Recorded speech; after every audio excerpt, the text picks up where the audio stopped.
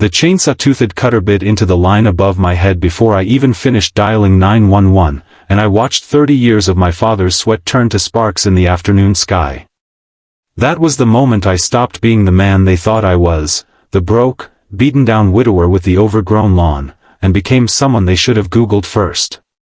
My name is Marcus Doyle, and until that Tuesday afternoon, my neighbors on Belhaven Court knew exactly 3 things about me. I worked with my hands, I kept mostly to myself, and my grass sometimes grew an inch past their comfort zone. What they didn't know was sitting in a filing cabinet 3 miles away, in an office building with my name quietly listed as majority owner. They didn't know because I never told them. Grief has a way of making a man small, of making him hide the parts of himself that used to matter, and after my wife Renee died 18 months earlier, I had folded myself down into something the HOA could sneer at without ever wondering what they were actually looking at.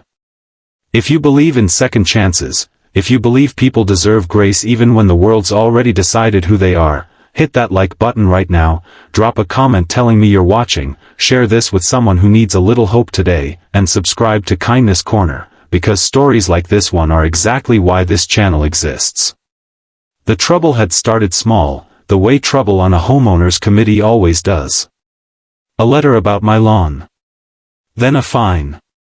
Then a certified letter I never got the chance to fully read before Diane Wexler, the HOA president, decided I was a pattern of neglect that reflected poorly on property values.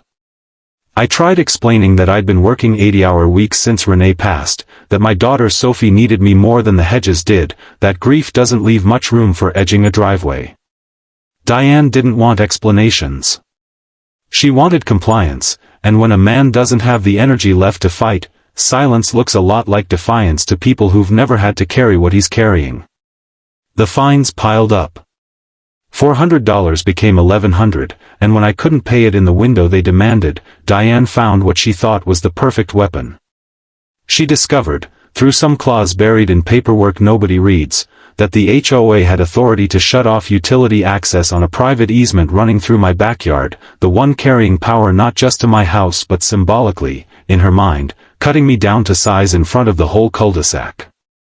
She hired a private utility contractor, stood in the street in her rose-pink blazer with her hands on her hips like she was standing over a grave she'd dug herself, and had 2 men in yellow vests start cutting my line while I was still on the phone with dispatch, still trying to explain what was happening. My voice cracking not from fear of the dark but from the humiliation of being torn down on my own street in front of my own daughter's bedroom window.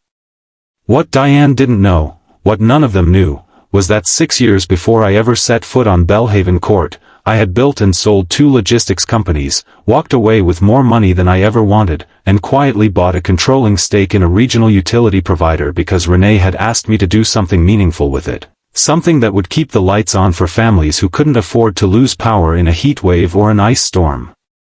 I'd kept my name off the letterhead. I never wanted to be known as the rich guy. I wanted to be known as Sophie's dad, as Renee's husband, as a man who showed up. But grief had taken so much from me that when the HOA started stripping away what little dignity I had left, some old part of me, the part Renee used to call my quiet fire, finally stood back up. I didn't yell. I didn't threaten. I simply pulled out my phone, called my COO, and asked her to look into exactly which contractor the HOA had hired to touch lines on an easement that, as it turned out, ran directly off infrastructure owned by my own company. Within 11 minutes, the contractor's supervisor got a call that made his face go pale in a way I'll never forget, because I was standing right there watching it happen. He lowered the cutting tool like it had turned red-hot in his hands. The younger worker beside him just stared between me and his boss, waiting for someone to explain what had just shifted in the air. Diane didn't understand yet. She was still talking, still insisting this was authorized, still convinced that whatever was happening was some minor technical delay. It wasn't until the police cruisers that had shown up to monitor the situation got a radio call from their own dispatch, informing them that the utility company on record had just flagged unauthorized tampering with protected infrastructure by an unlicensed contractor, that the color finally drained from her face too. She looked at me, really looked at me, maybe for the first time in 18 months, and I watched her rearrange every assumption she'd ever made about the quiet, unkempt man in the flannel shirt. I want to be honest with you, there was a part of me that wanted to let her sit in that fear a little longer. To let the humiliation land the way mine had landed, over and over, letter after letter, fine after fine.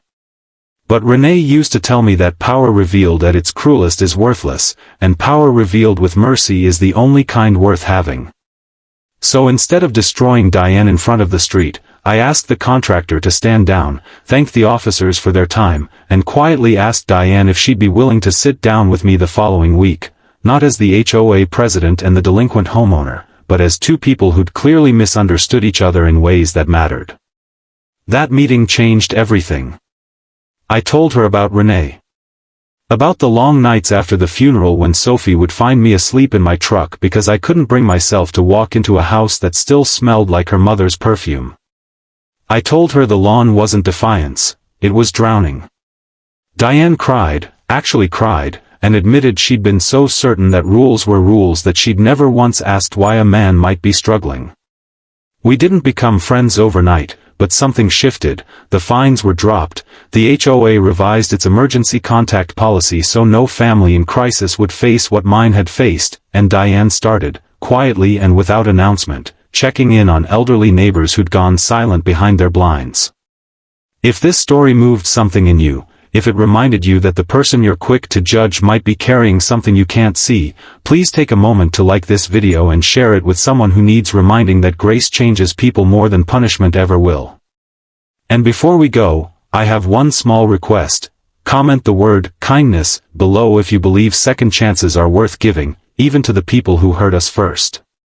Because in the end, the wires got repaired, the porch light came back on that same night, and for the first time in 18 months, I sat outside with Sophie under it, unafraid of what the neighbors thought, finally, quietly, whole again.